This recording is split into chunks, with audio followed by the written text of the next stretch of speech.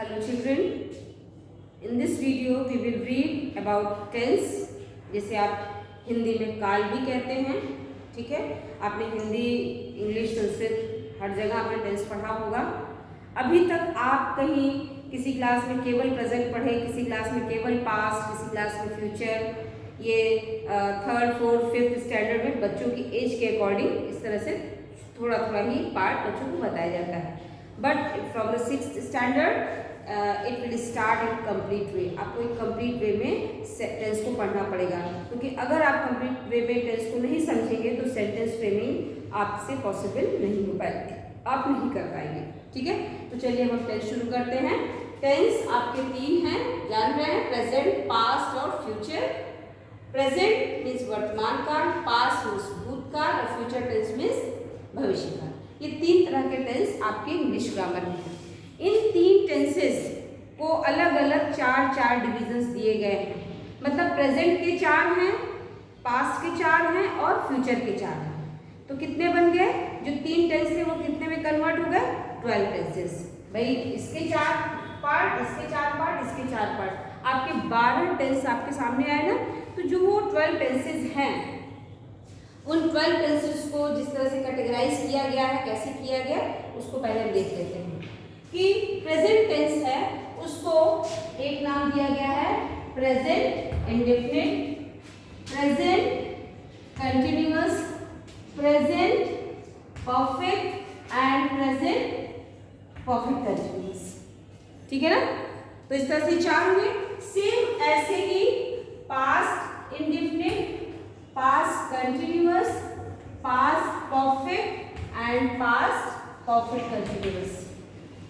Same में future indefinite, future continuous, future perfect and future perfect continuous. तो कितने हो गए आपके 12 टेंस हो गए। ठीक है, तो सबसे पहले हम प्रेजेंट इंडेफिनिट के बारे में पढ़ लेते हैं कि प्रेजेंट इंडेफिनिट क्या है। हम प्रेजेंट टेंस के बारे में पढ़ लेते हैं, जिसमें पहला है आपका प्रेजेंट इंडेफिनिट। कैसे आप पहचानेंगे क्या होता है प्रेजेंट इंडेफिनिट?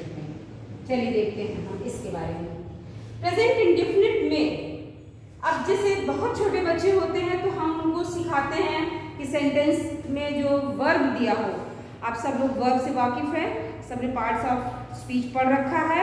मेरा एक दूसरा चैनल भी है, मैंने बना रखा है। पार्ट्स ऑफ स्पीच के 2 वीडियो बने, पार्ट्स ऑफ स्पीच पार्ट 1 और पार्ट्स ऑफ स्पीच पार्ट 2। ठीक है ना? उसमें भी पार्ट्स ऑफ स्पीच जो वर्ब, एडवर्ब, नाउन, प्रोनाउन, इन सब के अलग अलग डेफिनेशंस को प्रैक्टिकल वे में, थोड़ा इजीएस्ट वे में मैंने कोशिश की है आपको समझाने की। आप एक बार उसको भी देख लीजिएगा। ठीक है, तो उसमें आपने वर्ब के बारे में पढ़ा होगा। Verb is an action word और डूइंग वर्ड। ठीक है ना? जो क्रिया होती है उससे सेंटेंस में होने वाली एक्टिविटी के बारे में हमें पता चलता है। ठीक है, तो किसी भी सेंटेंस में सारा रोल वर्ब का ही होता है। अगर वर्ब नहीं तो सेंटेंस फ्रेमिंग पॉसिबल हो ही नहीं सकती। ठीक है, तो हम ये कहना चाह रहे हैं कि प्रेजेंट इंडेफिनिट पता करने के लिए छोटे बच्चों को एक आसान तरीका बता देते हैं कि क्रिया में वर्ब में ता, ती, ते दिखाई दे। ठीक है ना? तो वो एक सेकेंड थर्ड के बच्चे को समझाने के लिए, फोर्थ फिफ्थ के बच्चे को समझाने के लिए ताती ते देखें। लेकिन हम इसको थोड़ा सा 6th क्लास में पढ़ने के लिए स्टैंडर्ड वे में देखते हैं। वो कैसे? वो ताती ते तो है ही, वो हमें देखना ही देखना है, वो डेफिनेटली मिलेगा।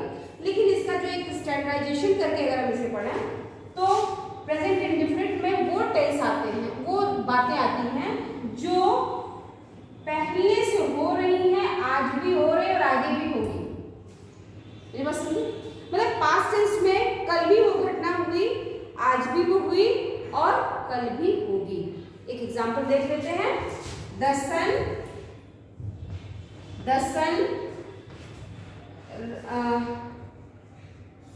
Rises in the east. अब इस सेंटेंस में राइजेस, अगर हम यहाँ पर विल राइज कर दें हैं या सन रोज कर दें तो ग्रामेटिकली तो नहीं गलत है, ग्रामेटिकली नहीं गलत है। ये फ्यूचर टेंस हो गया, ये पास्ट टेंस हो गया। ठीक है ना? लेकिन क्या सन के साथ ये विल राइज या रोज या तब होता है कि आज नहीं हुआ ये कल होगा। यहाँ तो ये सन कल भी राइज किया था, आज भी है। किया हुआ है और कल भी करेगा। तो ऐसे में जो ये एक यूनिवर्सल फैक्ट है जो कल भी हुआ था आज भी हमेशा होगा, तो वो वहाँ पर प्रेजेंट इंडेफिनिट होता है। मतलब कहने का क्या है, वो घटना जो प्रोसेस में हर वक्त रहती है। जैसे वो स्कूल जाता है, स्कूल जाता है से आपको क्या पता चला? अगर हम कहते हैं कि वो स्कूल जाता है तो आप यही सोचोगे कि स्कूल जाता है मतलब कि वो रेगुलर जा रहा है, रेगुलरिटी है उसमें, कल भी गया था आज भी गया है और कल भी जाएगा। वो मंदिर जाता है, तो मंदिर जाता है कहने में वह मंदिर डेली जाता है कि बहुत ज़्यादा आवश्यकता नहीं है। वो मंदिर जाता है कहने की डेली में कि उसका मंदिर जाना उसके रूटीन में है, शामिल है, तभी वो मंदिर जाता है कहा गया। नहीं तो कहा जाता कल वो मंदिर गया था, वो मंदिर गया था, वो मंदिर जाएगा। तो इसका मतलब वो रूटीन में नहीं है, कल वो जाएगा, रूटीन में नहीं, कल वो इत्तेफाक से गया था। लेकिन अगर ये कह दे वो मंदिर जाता है, तो मंदिर जाता है कहने में पर्याप्त है कि वो कल उसके डेली रूटीन में है। तो मैं यही बच्चों केवल कहना चाह रही थी कि प्रेजेंट इंडेफिनिट में प्रेजेंट इंडेफिनिट सेंटेंस जो टेंस का जो सेंटेंस होता है उसमें वही एक्टिविटी होती है कि जो पहले भी हुई, अभी भी हो रही है और आगे भी होगी और हमेशा होगी, वही प्रेजेंट इंडेफिनिट होता है। ठीक है ना। अब उसको पहचानेंगे कैसे? अभी मैंने बोला था ना प्रीवियस क्लास में हम लोग ता ती के बता देते हैं, वो तो है ही है, उसको कोई बदल नहीं सकता, वो है ही है। तो आपने 2 पॉइंट प्रेजेंट इंडेफिनिट की पहचान में देखे। अब इसको जरा हम एक एग्जाम्पल से देखते हैं। एग्जाम्पल इसका लेते हैं, ही गोज टू स्कूल। ठीक है ना, ही गोज टू स्कूल ये सेंटेंस है। अब ही गोज टू स्कूल में ध्यान से देखिए, ये सेंटेंस प्रेजेंट इंडेफिनिट का है, लेकिन हम ही गोज की जगह हम ही गो कर दिए होते तो ऐसे भी करके हम अपना काम चला लेते हैं। लेकिन बच्चों ये गलत है। ठीक है, बच्चे अक्सर ये गलती कर देते हैं, उनके गोज और गो में अरे केवल बस ये रहता है कि ईएस ही तो नहीं लगाया, बाकी तो सब लगाया। बेटा अगर आपने ईएस नहीं लगाया, ही के साथ केवल गो कर दिया तो आपका सेंटेंस गलत माना जाएगा, उस पर नंबर कट जाएंगे। ठीक है ना, ये इतना बड़ा ब्लंडर है। तो ये गो कहाँ होता है, गोस कहाँ होता है, हम इसको सेंटेंस फ्रेमिंग में पहले सीख लेते हैं। तो कहने का मतलब अगर सब्जेक्ट सिंगुलर या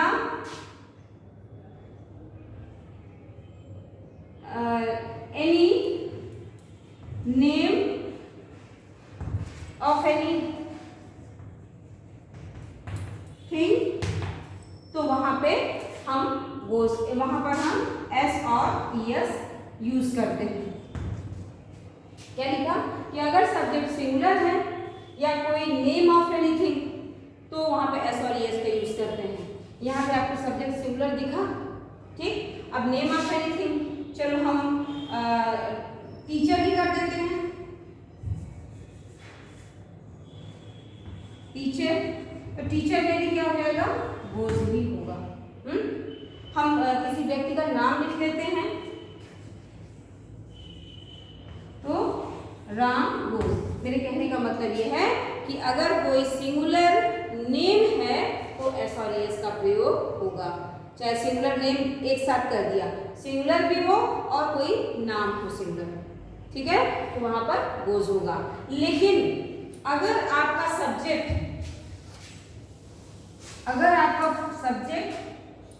फर्स्ट पर्सन, सेकेंड पर्सन, अब फर्स्ट पर्सन में आई और वी, सॉरी फर्स्ट पर्सन में आपके आई और वी दोनों आते हैं, ठीक है।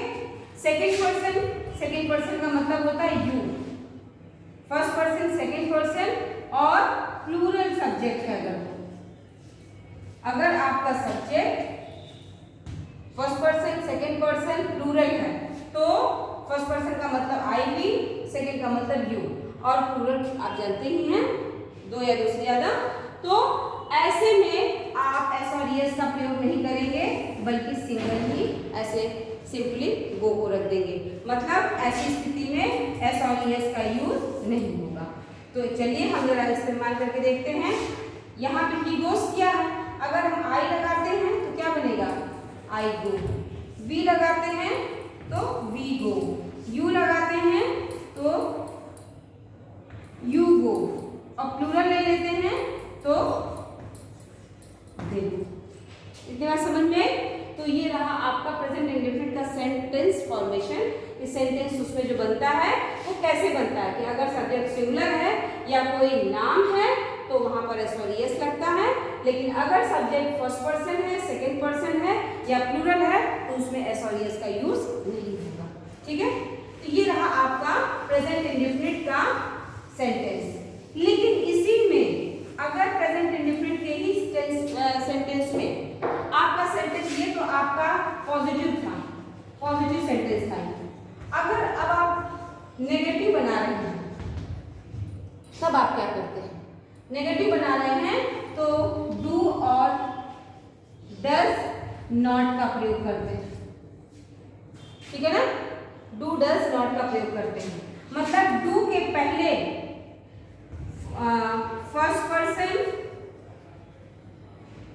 सेकेंड पर्सन और प्लूरल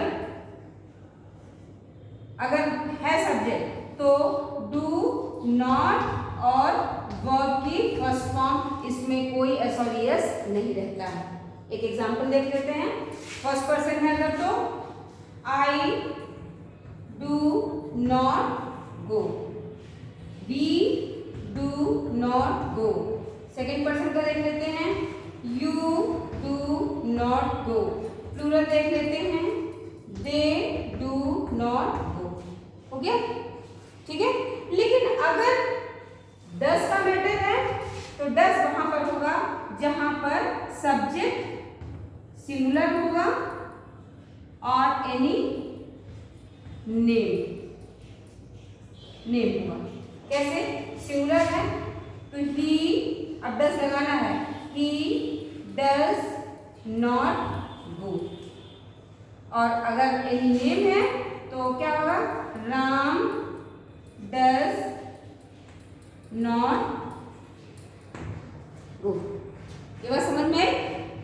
ये रहा आपका नेगेटिव। ये बच्चों ध्यान में रखिएगा कि ये डू या डज आपने लगा दिया है तो वर्ब में आपने देखा होगा कि मैंने हर जगह गो ही लगाया है, यहाँ पर गो ही लगाया है, इसमें एस और एस नहीं लगेगा क्योंकि वो एस और एस जो लगने वाली जगह थी वो यहाँ पे लग चुकी है। यहाँ पे देखिए जो यहाँ पे ही के साथ हमने बोला, ही के साथ अभी मैंने बोला था ना कि गोज हो जाएगा, लेकिन वो यस यहाँ लगा हुआ है। ठीक है, तो बस यही इतना सा है कि अगर आपने इसे ध्यान से देखा है और तो मुझे नहीं लगता है कि प्रेजेंट इंडेफिनिट में पॉजिटिव और नेगेटिव बनाने में कोई प्रॉब्लम होती है। ठीक है, लेकिन अगर आपका सेंटेंस इंट्रोगेटिव है, प्रश्नवाचक है, तो आप क्या करेंगे? तो प्रश्नवाचक भी दो तरह का होता है, एक सिंपल प्रश्नवाचक है, सिंपल इंट्रोगेटिव है, एक इंट्रोगेटिव नेगेटिव है। इंट्रोगेटिव केवल होगा तो वहां पे नॉट नहीं लगेगा, ये आपका नॉट नहीं लगेगा, है ना। और ये डज ये बाहर आ जाएगा, ये डू बाहर आ जाएगा, तो नॉट हट जाएगा। चलिए करके देखते हैं पहले इसमें, मतलब इंट्रोगेटिव तो क्या हो जाएगा, do I go and put the question mark. ठीक है ना, मैं जाता हूं, आई गो। नेगेटिव आपने बनाया, I do not go. Interrogative, do I go, do we go, do you go, do they go, और ये क्वेश्चन मार्क लगाना नहीं भूलेंगे। लेकिन अगर इंट्रोगेटिव नेगेटिव है तो ये डू आपका यहाँ पे आया, आई के बाद ही आप यहीं पर नॉट लगा देंगे, तो आपका सेंटेंस बन जाएगा do I not go, put the question mark. एक डज का बना लेते हैं, ही डज नॉट गो था, इसको हमने सिंपल इंट्रोगेटिव बनाना है, तो क्या बन जाएगा, does he go, does Ram go. लेकिन अगर नेगेटिव करना है तो क्या हो जाएगा, does he not go, does Ram not go. Subject के बाद हम नॉट लगा लेते हैं। तो ये रहा आपका प्रेजेंट इंडेफिनिट टेंस, जिसमें आपने ये देखा कि प्रेजेंट इंडेफिनिट में वो चीज रहती है कि जो प्राचीन काल पहले भी होती थी, आज भी होती है और कल भी होगी, वो एक यूनिवर्सल फैक्ट है। ये आपको मिलेगा एक पहचान। दूसरी पहचान जो सबसे आसान बच्चों के लिए पढ़ती है, उसमें का जैसा झलक होती है, ठीक है ना। अब इसको सॉल्व करने के लिए हमने 4 तरह के सेंटेंस के जरिए आपको बताया, present indefinite, present continuous, present perfect and present perfect continuous. आपको लिख करके मैंने सामने रखा। इसमें मैंने प्रेजेंट इंडेफिनिट को आपके सामने रखा है कि प्रेजेंट इंडेफिनिट में 4 तरह के सेंटेंस हैं। वो 4 तरह के सेंटेंस, एक पॉजिटिव है, ही गोस किया, नेगेटिव है, ही डज नॉट गो किया, इंट्रोगेटिव है, डज ही गो किया, और इंट्रोगेटिव नेगेटिव है, डज ही नॉट गो किया। सेम वही डू वाला फॉर्मेट लगा लिया। डू और डज कहाँ लग रहे हैं हम आपको बता चुके हैं। डू का तो I go, I do not go negative बन गया, डू आई गो इंट्रोगेटिव बन गया, do I not go interrogative negative आपका बन गया। तो बच्चों ये रहा आपका टेंस में प्रेजेंट इंडेफिनिट के बारे में कि कैसे पहचानेंगे आप और उसमें सेंटेंस फ्रेमिंग आप कैसे करेंगे। बच्चों वीडियो को 2 बार 3 बार अगर ध्यान से पॉज कर करके आप लोग देखेंगे तो मुझे नहीं लगता है कि आपको टेंस को, प्रेजेंट इंडेफिनिट को समझने में कोई प्रॉब्लम होनी चाहिए। Thank you so much.